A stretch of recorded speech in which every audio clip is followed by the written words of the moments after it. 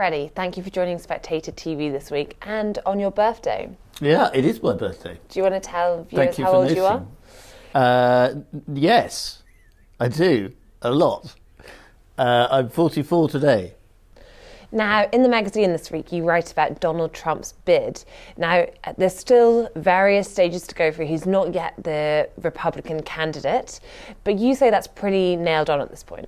I think so. I mean, I think it's quite fun for journalists and pundits and analysts to say that, Ron DeSantis' ground game in Iowa is really good. He could win Iowa next week. Nikki Haley starting to look quite a bit of a threat in New Hampshire. And New Hampshire, which is the week after Iowa, is famously this open primary where anyone can vote, pretty much anyone can register to vote. And so therefore independents could sway it for Nikki Haley. I think there is a little bit of truth in all that, but really it's grasping at straws because the boring reality is Donald Trump is miles ahead, and unless the polls are monumentally wrong, he's going to be the nominee, and really the race is just a coronation process. In which case, the argument you make in your piece is the bit that's far more uncertain is the next stage, which is the legal rules around whether Donald Trump can stand or not. Now, we talked previously on this podcast about lawfare. Can you just update viewers of where we are exactly when it comes to Donald Trump and the barriers he has to get through to be able to stand? Well, yesterday, Donald Trump was in court in Washington, D.C., and he didn't have to be there. But very interestingly, he chose to be there rather than in Iowa campaigning. And I'll get on to why I think that's interesting next. But just as far as his case is concerned, this is just one of his indictments. So this is the January 6th federal indictment, which is that he didn't, the charge importantly isn't that he incited an insurrection. It's that he, among other things, defrauded the United States or conspired to defraud the United States. Donald Trump claims that presidential immunity, the fact that he was president, means that he should not be charged with these crimes. And so his lawyers were making that case in DC, and it sounded very much yesterday as though the judges were quite sceptical about Trump's lawyers' claims of presidential immunity. So it looks as though he'll be rejected and he will go ahead to court on that indictment in March.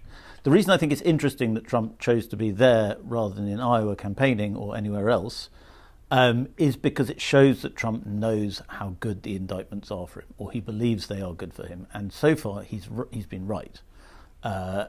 Every single indictment produced a further rise in his polling. The mugshot, the famous mugshot in August of him in Fulton County jailhouse, that is, if you look at sort of the chart of his polling from that moment, it's just gone up and up and up and up.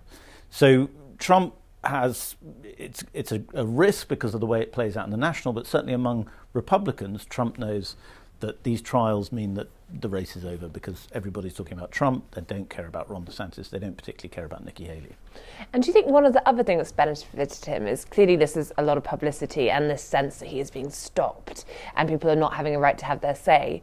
But you also have the fact that because he is prolific, because he was previously president, it's almost as though you've had an incumbent in a way that doesn't usually happen when you're picking your candidate for one of these. Yes, I mean, I think the incumbency factor is very strong. I mean, the Republican machine is his to a certain extent. Republican politicians and local activists and so on, if they want to get on in the party, if they want to succeed, if they're ambitious, they probably have to be very careful not to say anything bad about Donald Trump publicly. So he has a kind of stranglehold over the Republican Party, and he has for a long time. That makes him very different to your usual candidate. It makes him very different to the candidate he was in 2016. He's hard to beat, if not impossible to beat, as far as the Republican side is concerned. Now, there are different indictments, as you mentioned, different legal challenges for Donald Trump. Some states where he's not even being put on the ballot at the moment. What do you think are the most serious in terms of stopping his route to getting there? I think the most sort of dramatic in terms of, on the not just the legal side, but the public side will be the January 6th stuff, which is why Joe Biden's been talking about it this week. Joe Biden went to Valley Forge in Pennsylvania and did a big speech to mark the third anniversary of January the 6th. I think that one is the big one, I think, if he goes down for that. But the point is, the way Democrats talk about him, they talk about him like he's Al Capone. So it doesn't really matter which one they get him on, whether it's some complicated tax thing that just gets him put in jail or thrown away or just convicted or found guilty in court. They talk about him as though he's such a monster that it doesn't matter what they get him, they just got to get him. And what about the idea that he could run from a jail cell and then pardon himself? Well, he could do it. And, Eugene Debs has ran for president, a socialist, ran for president before and got about 1 million votes, which was pretty surprising for a socialist in America. There is, obviously, if he's in jail, it's just very impossible to imagine what that will be like, whether he will continue to run. I imagine he probably would. Whether Americans will still find the willingness to vote for him. I think probably not is the answer, but then you do have to remember that Americans have a very different understanding of the legal system than British people do. I think when Brits talk to Americans about this, a bit of things get lost in translation, because the American political system, legal system, is very obviously politicized, and everybody knows it, and so there's a sort of contempt for it that you don't have in Britain. Now, one of the interesting things you write about is evangelicals and the fact that this vote base seems to be moving towards Donald Trump, which is surprising given they weren't usually associated with him. So what do you think is the allure of Donald Trump 2.0 when it comes to this? Well, white evangelicals love Trump. He got 80% of their support in 2016. I think he got slightly more in 2020. And what's interesting is that these are not the evangelicals of their parents' generation. They don't go to church as much, and yet they identify with Trump in an almost religious way. I think there's been a lot of rubbish spoken about this, but there's some very interesting research by Pew, which shows that people identify as evangelical now because they support Trump, which means that he's actually a sort of Baptist figure in some ways for the American right. And that politics has become the master identity, as some professor told the New York Times this week, in that people identify politically as somebody who supports Trump, and then they decide that they're an evangelical.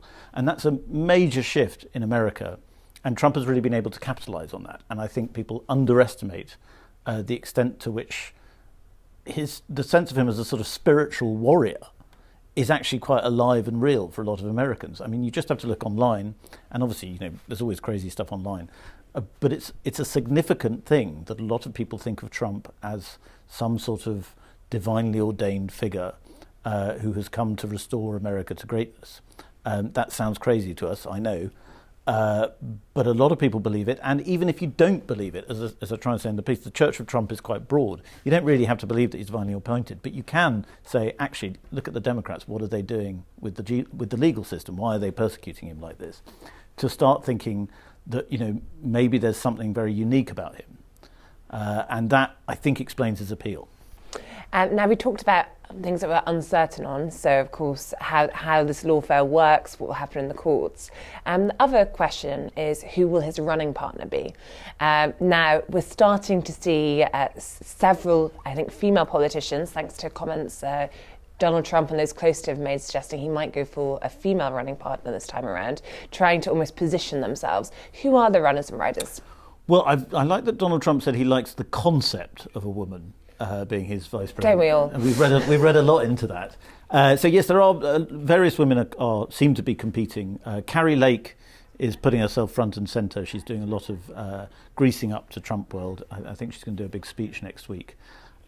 She is a television presenter turned governor candidate who has actually failed, but like Donald Trump, complained about the result. And then there is, of course, Nikki Haley, who everybody thinks Trump might do what he did in 2016, which he surprised people by picking a sort of establishment choice.